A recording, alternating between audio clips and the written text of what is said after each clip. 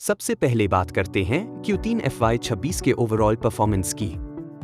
Company का revenue constant currency terms में sequential basis पर 0.6% और ईयर ऑन ईयर बेसिस पर 1.7% बढ़ा है। यह ग्रोथ बहुत अग्रेसिव नहीं है, लेकिन जिस मैक्रो अनसर्टेनिटी और ग्लोबल स्लोडाउन की स्थिति बनी हुई है, उसमें इसे स्टेबल परफॉर्मेंस माना जा सकता है। खास बात यह रही कि लार्ज डील TCV $4.8 बिलियन रहा, जिसमें 57% नेट न्यू डील्स थे।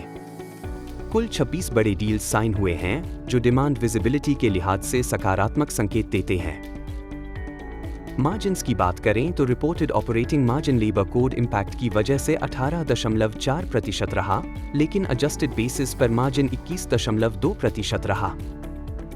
मैनेजमेंट ने स्पष्ट किया कि लेबर कोड का one time impact financial statements में अब्सॉर्ब कर लिया गया है और आगे लगभग 15 बेसिस पॉइंट्स का एनुअल रिकरिंग इम्पैक्ट रहेगा।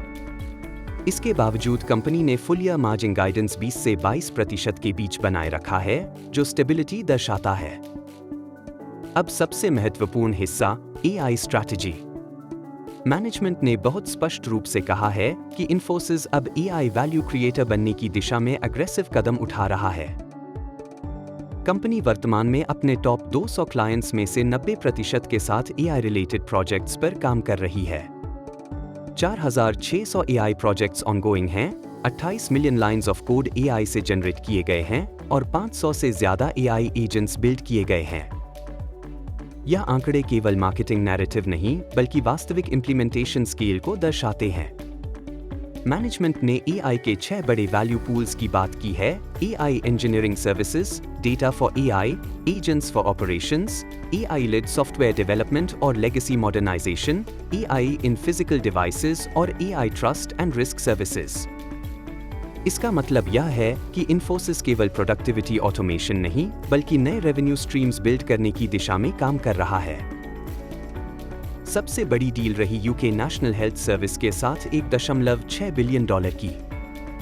यह हेल्थ केयर वर्टिकल में स्ट्रैटेजिक एक्सपेंशन है और AI एनेबल्ड ट्रांसफॉर्मेशन का उदाहरण है। हेल्थ केयर वर्टिकल में इस क्वार्टर ग्रोथ का एक बड़ा कारण यही डील रही है। अब वर्टिकल परफॉर्मेंस की बात करते हैं। फाइनेंशियल सर्विसेज वर्टिकल ने 3.9% ईयर ऑन ईयर ग्रोथ दिखाई है।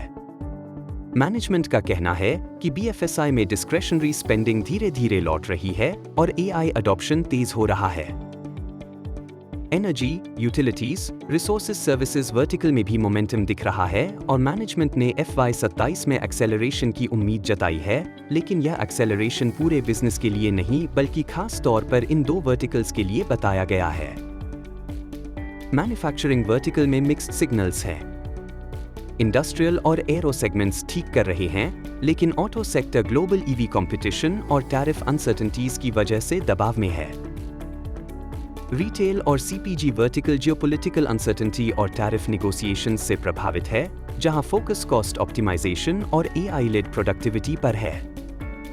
ज्योग्राफी के हिसाब से यूरोप 7.2% ग्रोथ के साथ लीड कर रहा है, जबकि नॉर्थ अमेरिका में स्लाइट कॉन्ट्रैक्शन देखा गया, जो largely lower third party revenue की वजह से है। हेडकाउंट की बात करें तो नेट एडिशन लगभग 5000 एम्प्लॉइज का हुआ है और टोटल हेडकाउंट 3.37 लाख पहुंच गया है। अट्रिशन में गिरावट आई है, जो कॉस्ट स्टेबिलिटी के लिहाज से सकारात्मक है। यूटिलाइजेशन रेट थोड़ा कम हुआ है, क्योंकि कंपनी फ्यूचर डिमांड के लिए कैपेसिटी बिल्ड कर रही है। कैश फ्लो भी मजबूत रहा। Adjusted free cash flow $965 million रहा, जो एडजस्टेड नेट प्रॉफिट का 113% है। कंपनी ने 18,000 करोड़ रुपए का बायबैक पूरा किया है और इंटरिम डिविडेंड भी दिया है। रो 32.8% रहा, जो कैपिटल एफिशिएंसी को दर्शाता है। गाइडेंस की बात करें तो रेवेन्यू ग्रोथ गाइडेंस FY26 के लिए 3 से 3.5% कर दी गई है। मार्जिन गाइडेंस अनचेंज्ड है। मैनेजमेंट ने Q4 के लिए कॉशियस टोन रखा है, क्योंकि सीजनल हेडवाइंड्स और वर्किंग डेज इंपैक्ट रहेगा।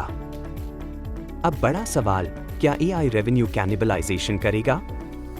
मैनेजमेंट का कहना है कि AI केवल एग्जिस्टिंग रेवेन्यू रिप्लेस नहीं करेगा, बल्कि नए प्रोजेक्ट्स एनेबल करेगा, खासकर लेगेसी मॉडर्नाइजेशन जैसे क्षेत्रों में जहां पहले इकोनॉमिक्स वायबल नहीं थे।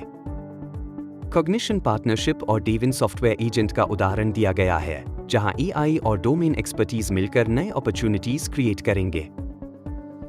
अगर हम ओवरऑल टोन को देखें तो कंकॉल का नैरेटिव बैलेंस्ड ऑप्टिमिज्म का है। अग्रेसिव कमेंट्री नहीं है, लेकिन स्ट्रैटेजिक क्लैरिटी जरूर है। खासकर एआई पोजिशनिंग और लार्ज डील मोमेंटम इन्फोसिस को मीडियम टर्म ग्रोथ विजिबिलिटी देता है। अब निष्कर्ष की बात करें तो Q3 FY26 इन्फोसिस के लिए स्टेबल एग्जीक्यूशन, मार्जिन डिसिप्लिन और एआई ड्रिवन स्ट्रैटेजिक रिपोजिशनिंग का क्वार्टर रहा है। शॉर्ट टर्म ग्रोथ मॉडरेट है, लेकिन medium term AI opportunity pipeline मजबूत दिखाई देती है। यह वीडियो केवल शैक्षणिक उद्देश्य के लिए है। निवेश से जुड़ा कोई भी निर्णय लेने से पहले अपने SEBI रजिस्टर्ड इन्वेस्टमेंट एडवाइजर से परामर्श अवश्य करें।